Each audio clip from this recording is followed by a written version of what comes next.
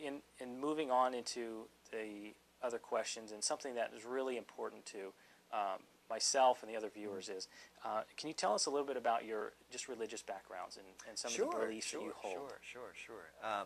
Well, I went to Punahou, which is nominally a Episcopalian school.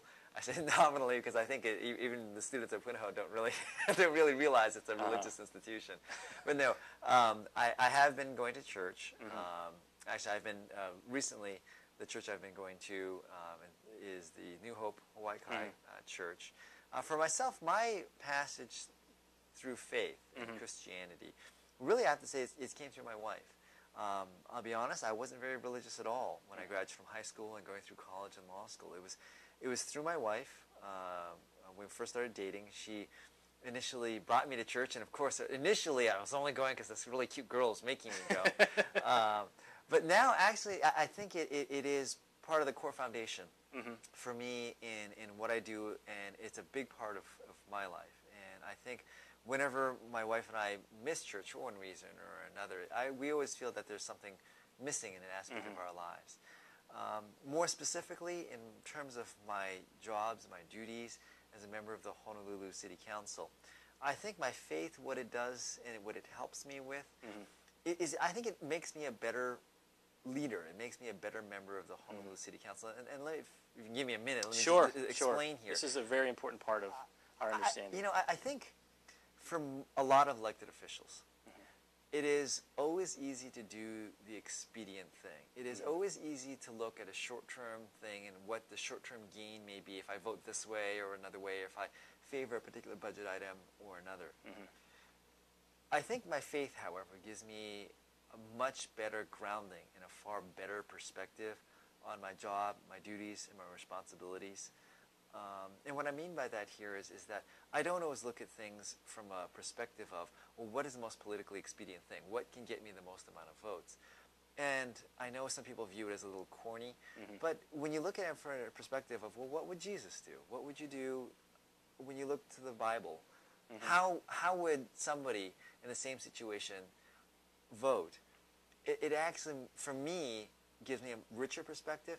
And also what it has helped me with is I'm far more at peace with my votes and the decision-making process. So it provides much more of a grounding.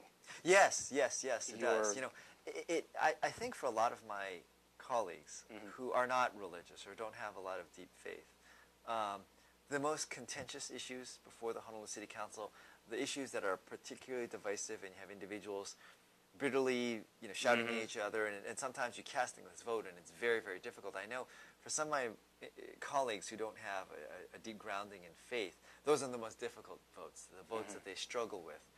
And initially, I think when I first got elected to office, I didn't look back at my faith. And those votes would oftentimes be very, very stressful. And I lose, sleep over, oh gosh, how am I going to vote one way or another? But then when you look back at my faith and have my faith dictate and guide what's in the best interest of the people as a whole, not what's in the best interest of my political career, right? The voting becomes much easier. I'm not losing sleep over these issues. Which I'm sure there's a lot of opportunities to lose sleep over the number of votes. Yes. Well, it's very good.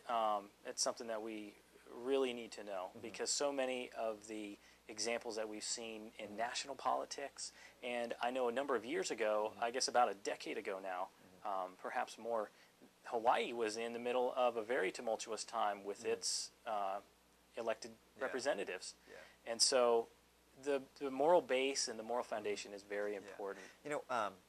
I generally don't wear my faith on my sleeve, but for you, I'll share that I think for me, one of the passages I like the best in the New Testament, it comes from the book of Matthew. And it's a very simple passage. It just says, let your yes be yes and your no